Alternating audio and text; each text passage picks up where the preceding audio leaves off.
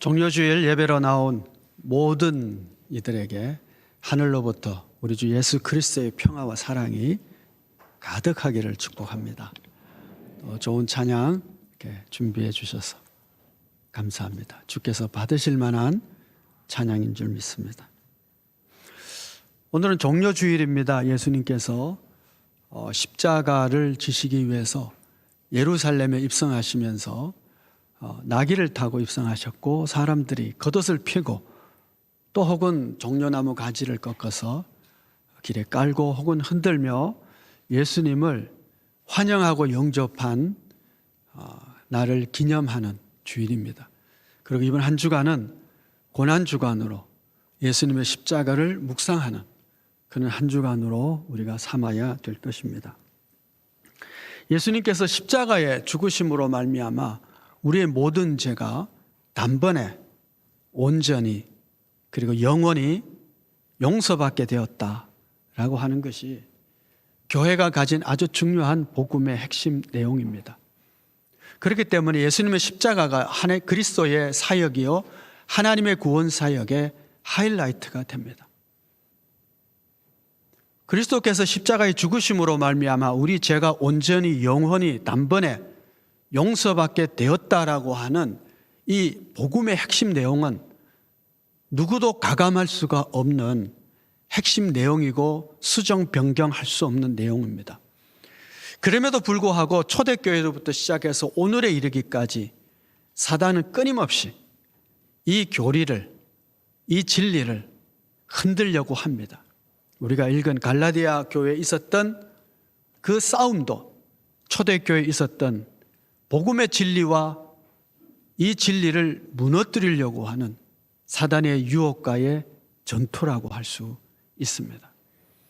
예수님의 십자가를 통하여서 우리의 모든 죄가 오직 그 십자가의 피로서만 온전히 단번에 영원히 용서받게 되었다는 사실을 기억하고 묵상하며 하나님께 감사할 수 있는 그런 우리의 믿음이 되어야 될 줄 믿습니다. 오늘 우리가 함께 읽은 본문을 보시면 의롭게 되다, 의롭다 이런 단어가 계속되는 것을 보게 됩니다. 오늘 말씀의 주제는 의롭게 되는 길입니다. 이 의롭게 되는 길에 하나님께서 예수 그리스도를 십자가를 지게 하셨기 때문에 그렇습니다. 의롭게 된다라고 할 때 먼저 생각해야 될 것이 뭐냐 하면 그 의의 기준입니다. 몇 개월 전에 저에게 교통범칙금 통지서가 왔어요. 우리 교회 차들이 다 제 이름으로 되어 있기 때문에 다 저에게 옵니다. 그래서 그것을 보면서 어디 신방 갔다가 교통 위반을 했나?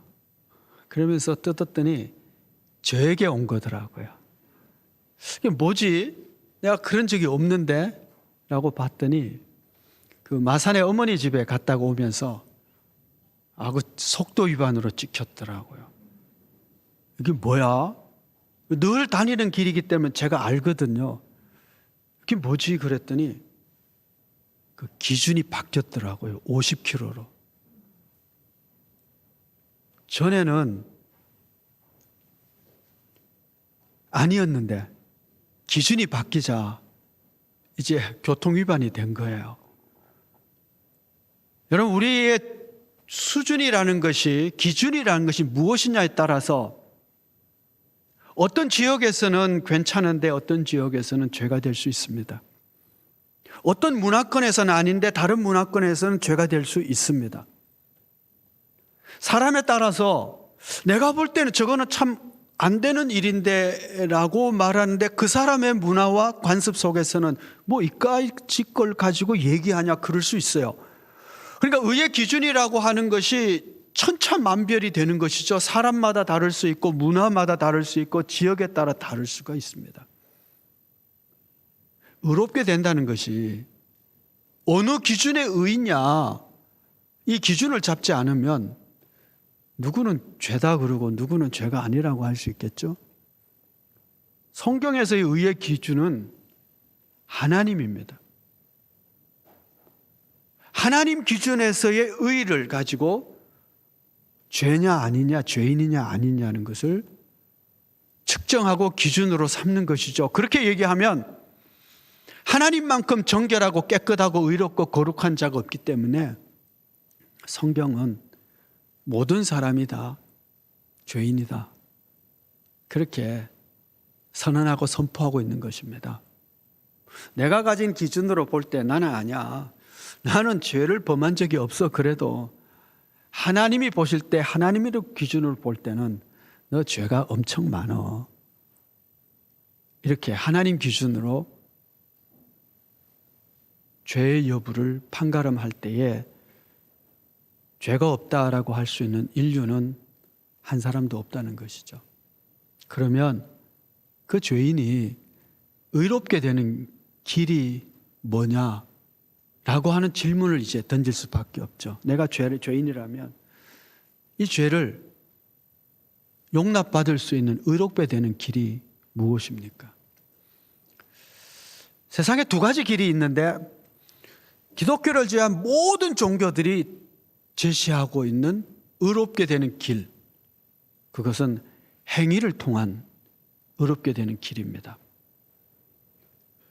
좀 더 의롭게 살고, 좀 더 착하게 살고, 규칙을 지키고, 뭔가 죄를 범했으면 그것을 속죄할 만한 더 큰 의로움으로 대가를 치르고, 그렇게 해서 너의 행동으로 속죄하는 길이 있다 라고 모든 종교들이 말하고 있습니다. 그러나 성경은 뭐라고 말씀하시냐 하면, 오늘 본문 16절 말씀에 의하면 율법의 행위로 의롭다함을 얻을 육체가 없느니라 그럽니다. 성경은, 하나님께서는 인간의 행동으로, 행위로, 선한 행위로 의롭다고 인정을 받을 길이 없다라고 말합니다. 인간이 죄인이기 때문에 그런 것이죠. 갚을 능력이 없는 것이죠. 혹시 살다 보면 그런 일이 가끔씩 있는데, 너무 존경하고 흠모하고 그런 사람이 오늘 스캔들이 일어난 거예요. 그럼 막 마음에 충격을 받죠. 세상에 다른 사람은 몰라도 그 사람은 그런 일을 저지를 줄 몰랐다고. 그렇죠? 그런데 여러분 이해하시기 바랍니다. 그 인간입니다. 모든 사람이 다 죄인이기 때문에 넘어지고 쓰러지고 그럴 수 있습니다. 성경에서 하나님이 인정한 의인이 한 명 있어요. 욥입니다. 욥기 1장 8절을 보면 하나님께서 사탄에게 이렇게 얘기하죠. 여호와께서 사탄에게 이르시되 네가 내 종 욥을 주의하여 보았느냐? 그와 같이 온전하고 정직하여 하나님을 경외하며 악에서 떠난 자는 세상에 없느니라. 욥은 하나님이 인정한 온전하고 정직하고 하나님을 경외하고 악에서 떠난 자입니다. 하나님이 인정한 의인이에요. 대단하죠. 그게 욥기 1장에 나오는 얘기. 근데 여러분, 욥기 마지막 장에 뭐라고 말씀하는 줄 아세요? 욥기 42장 6절에서 욥이 이렇게 이야기합니다. 그러므로 내가 스스로 거두어 드리고 티끌과 제 가운데에서 회개하나이다. 여러분, 욥이 고난을 겪으면서 그 스스로 고백을 하잖아요. 내가 하나님에 대해서 귀로만 들었는데 이제 눈으로 봅니다라고 하잖아요. 하나님을 눈으로 보는 수준에 딱 들어가 보니까 내가 얼마나 죄인인 것을 알게 돼서 내가 티끌 가운데 회개합니다라고 말해요. 하나님과 멀리 떨어질수록 죄인식이 둔감해지겠죠? 그래서 내가 죄인인지 아닌지도 모르고 그렇게 살아요. 그런데 하나님을 점점 가까이 갈수록 하나님의 그 환한 빛, 하나님의 기준으로 살펴볼 때 내가 죄인 중에 개수구나. 그 죄가 자꾸 발견되어져요. 죄인이죠.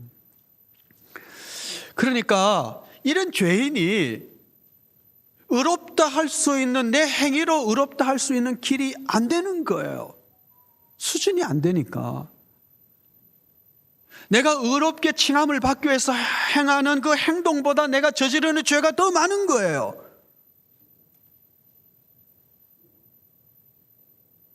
더 거룩해질수록 더 그런 일들을 겪게 되죠. 기독교는, 성경은, 하나님께서는 의롭게 되는 전혀 다른 길을 하나 제시하고 있습니다. 16절 말씀을 보시면, 사람이 의롭게 되는 것은 율법의 행위로 말미암음이 아니요 오직 예수 그리스도를 믿음으로 말미암는 줄 알므로 우리도 그리스도 예수를 믿나니 이는 우리가 율법의 행위로서가 아니고 그리스도를 믿음으로써 의롭다함을 얻으려 함이라. 그럽니다. 자, 하나님께서 새로운 길을 주시는 겁니다. 의롭게 되는 새로운 길, 그것은 하나님이 시작한 길이에요. 내 죄를 용서받기 위해서 대다수의 종교가 하는 길은 뭐냐? 내가 의의 공덕을 쌓는 겁니다. 내가 주체적으로 중심이 되어서. 근데 성경은 이것이 불가능하다라고 이미 선포하고 있고, 하나님께서 새로운 길을 내가 주겠다라고 한 이 길은 하나님이 시작하시고 하나님이 완성한 길입니다. 하나님이 시작한 길을 우리에게 제시하는 거예요. 그것이 믿음으로 의롭다함을 얻는 길입니다.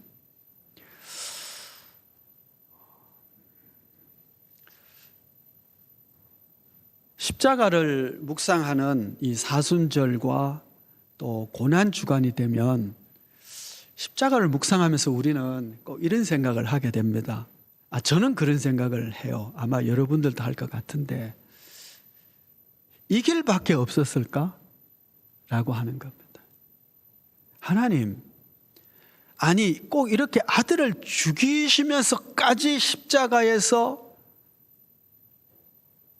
이런 길을 꼭 하셔야 됩니까?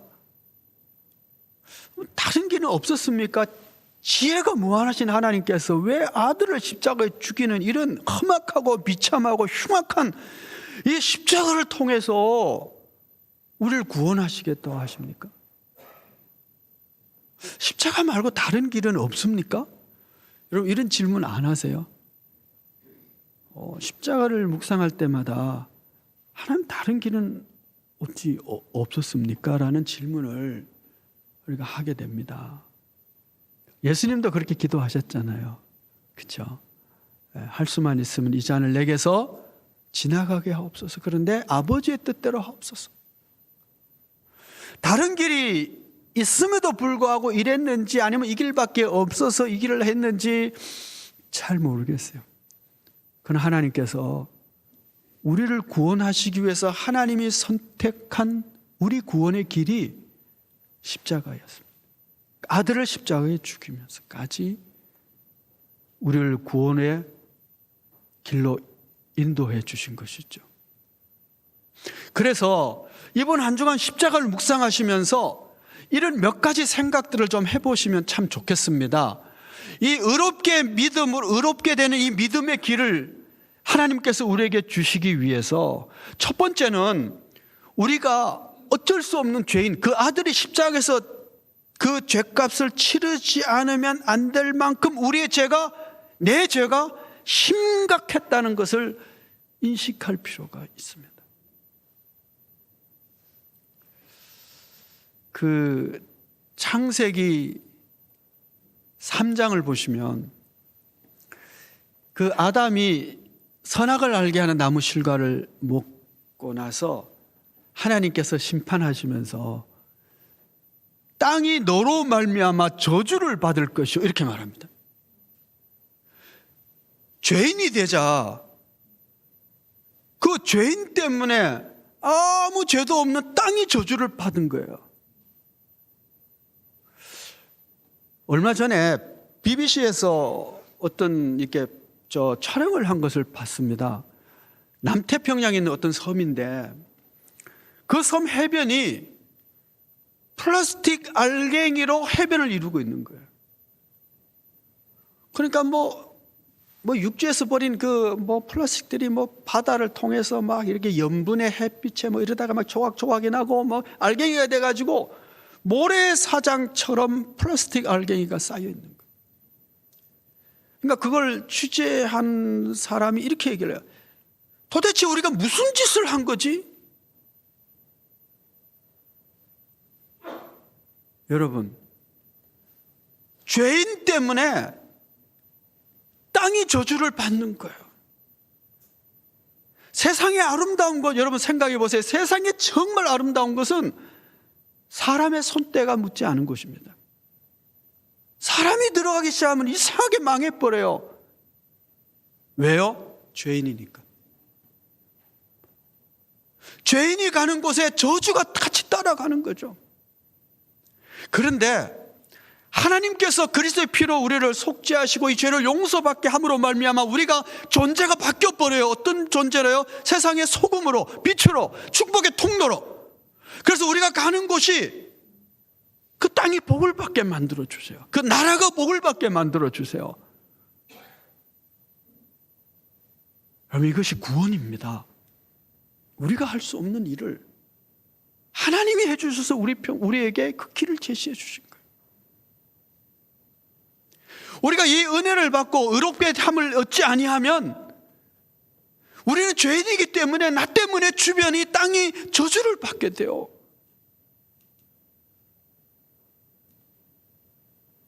첫째, 나는 죄인이다는 거예요. 그 때문에 주변이 저주를 받게 돼요.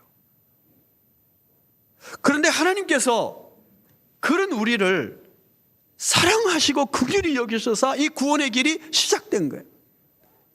하나님 편에서 시작한 겁니다. 이게 굉장히 중요한 개념이에요. 내 구원을 하나님이 시작하신 거예요. 하나님의 사랑 때문에, 날 향한 긍휼하심 때문에 하나님이 시작하셔서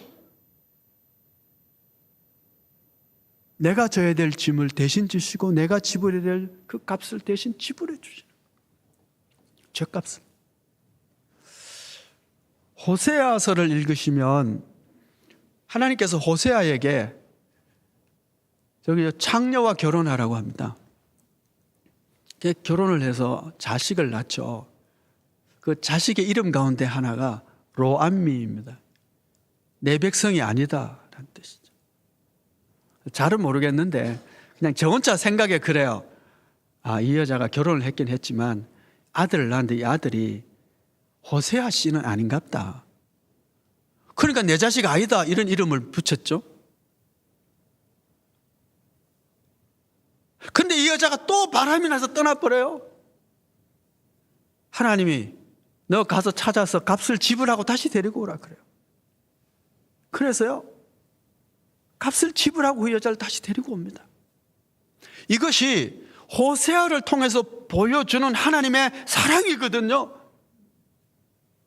죄인인 우리를 거듭거듭 하나님을 낙심케 하고 실망케 하고 주의 법을 따르지 않는 우리를 하나님께서 값을 지불하고 다시 하는 백성으로 우리를 데리고 온 거예요. 어떻게 값을 지불해요? 죄의 삭은 사망이니까 죽음으로, 생명으로, 하나님의 생명으로 값주고 우리를 다시 사서 하나님의 아들이 되게 한 것입니다. 그리고 하나님께서 우리에게 길을 제시해 주세요. 이 사랑을, 이 나의 구원의 길을 믿고 받아들이는 자에게 의롭다 칭해주겠다. 이게 의의 길이에요. 하나님의 사랑으로 시작해서 하나님께서 값을 지불하시고 우리는 그 사랑을 그냥 받는 거예요. 믿고 받아들이면 의의 길을, 의롭다 함 얻게 해주시겠다.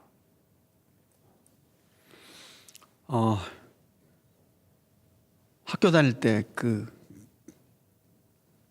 역사 시간인가요? 과학 시간인가요?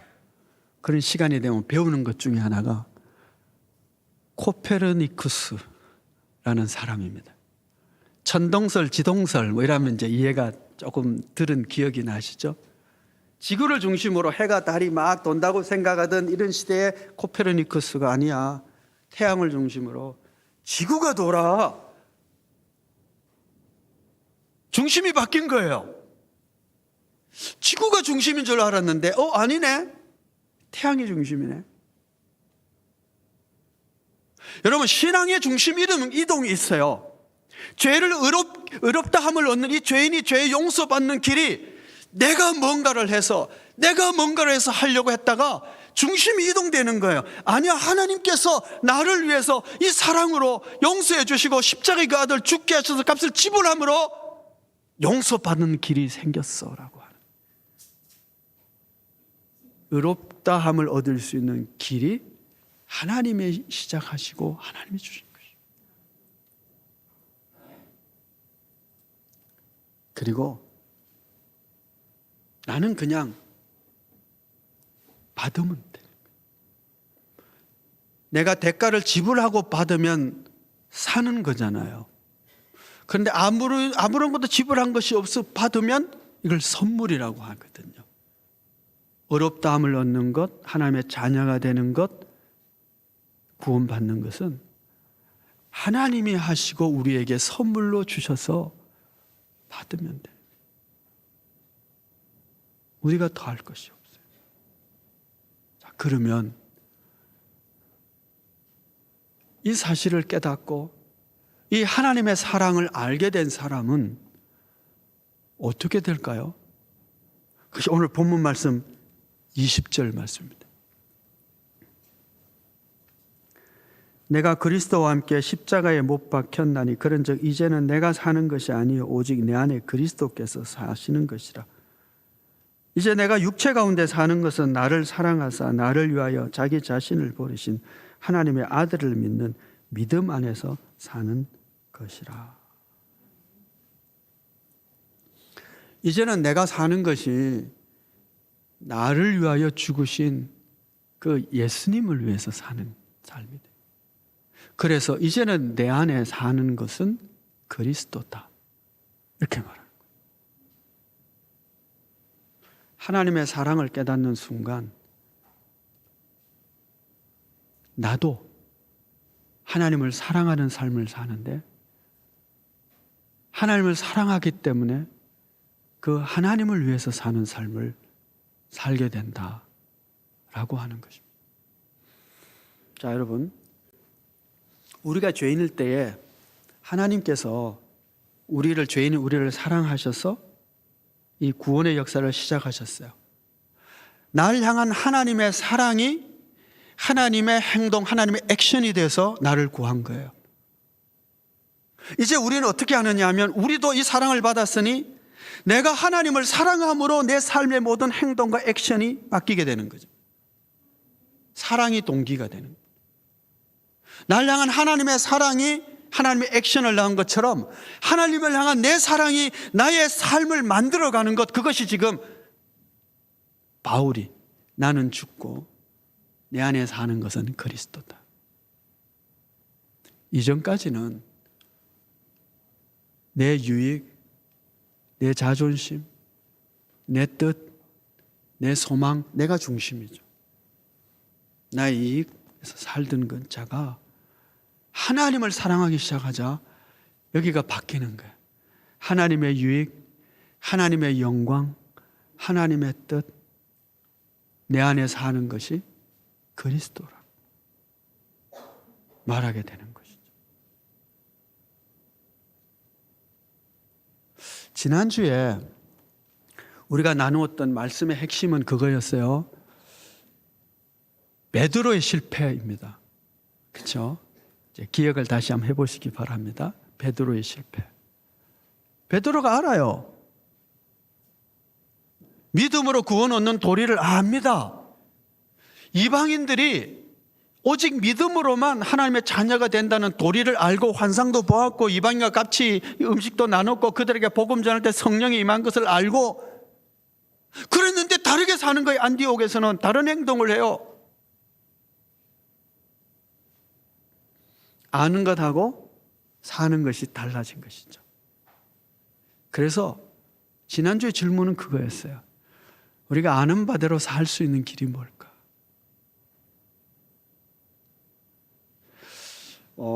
저 사람 참 인품이 좋다. 우리 그런 거 있잖아요.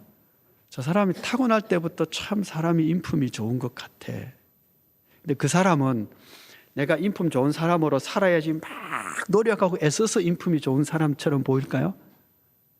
예, 그건 가식이죠. 그냥 그 안에 그런 인격이, 인품이 형성돼 있어서 자기는 의식하지 않는데 그렇게 사라지는 거예요. 그게 진짜 아니에요? 우리가 아는 대로 실천하지 못하는 이유는, 아는 대로, 우리가 믿는 대로 살아갈 수 있게 해서 우리가 어떻게 해야 될까요? 라고 했을 때 답은 경건에 이르기를 연습하자. 경건의 훈련이었습니다. 좀 더 구체적으로 말씀드린다면, 하나님 은혜가 넘치는 예배의 자리를 지키고, 기도의 자리를 지키고, 아침 경건의 자리를 지키고, 말씀을 읽는 시간들을 갖고, 그런 경건에 이르기를 힘쓰는 가운데에 내 속사람의 의로움이, 내 속사람의 하나님을 향한 성품이 점점 자라가고, 그리스도에게 접붙임 바 된 포도가지처럼 그리스도로부터 오는 성령의 그 기름 부음과 은총과 거룩한 힘이 내게 들어와서 절로 열매를 맺나니, 내가 의도하지 않아도 사랑으로, 희락으로, 오래 참음으로, 절제로, 거룩함으로, 긍휼과 자비로, 겸손함으로 그냥 그렇게 열매 맺어 지는 것이 진짜죠. 성령의 열매죠. 그래서 우리가 그리스도 예수의 사람으로 살아가는 첫 번째 비결은 경건에 이르기를 힘쓰고 그 경건의 자리를 지키자는 것이었습니다. 두 번째 길, 오늘 말씀을 통해서 십자가를 깊이 묵상함으로 우리를 향한 하나님의 사랑을 더 깊이, 더 풍성히 깨달아 아는 것입니다. 나를 향한 하나님의 사랑을 내가 깨달은 것만큼 내가 하나님을 사랑하는 마음이 생겨지고, 하나님을 사랑하는 마음이 생겨지면 그 사랑이 동기가 되어 내 삶을 새롭게 만들어 줄 것입니다. 바울이 지금 그 얘기를 하는 거예요. 믿음으로 의롭다함을 얻는 이 길을 위하여 그리스도가 십자가에 죽으시고 단번에 영원히 우리를 용서해 주신 이 사랑, 이 하나님의 사랑, 이 사랑을 내가 알자.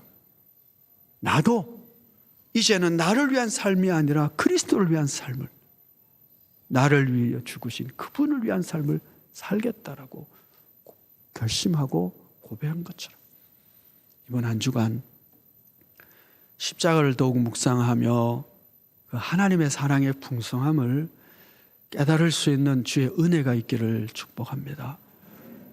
나로서는 안 되지만 그 은혜를 깨닫고 성령 안에서의 하나님의 사랑의 부요함을 깨달을 때 우리도 더 이상 내가 사는 것이 아니고 내 속에 그리스도가 삽니다.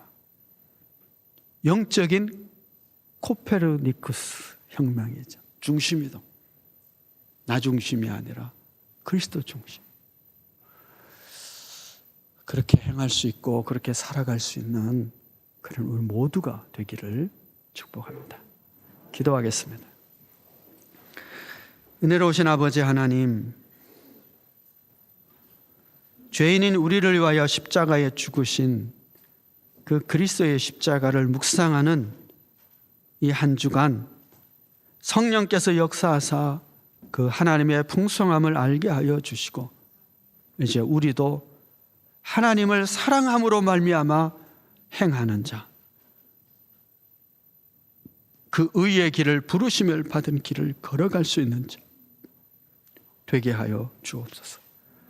예수 그리스도의 이름으로 기도하옵나이다.